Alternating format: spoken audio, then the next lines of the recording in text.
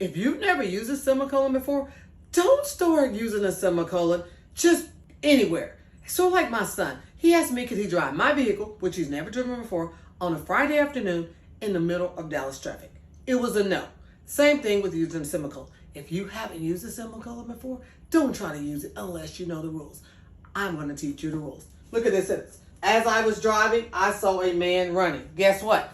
You do not need a semicolon here because semicolons separate similar sentences and these sentences aren't similar. As is a subordinated conjunction.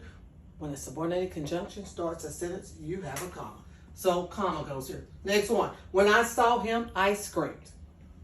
When I saw him is a dependent clause. And that means when is a subordinated conjunction. So you don't need a semicolon here.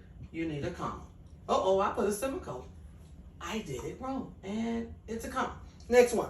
Through the traffic, he ran from the officer. Through the traffic, that's just a prepositional phrase.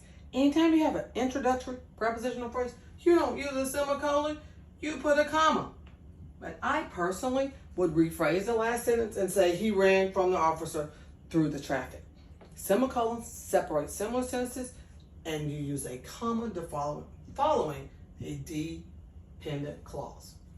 It's just that simple. Once you know, you can drive in the traffic. Once you know, you can use a semicolon. But don't do it unless you know. Deal? I'm going to ask you something though. You know what I'm going to ask you, right? Did you learn something new? I hope you did.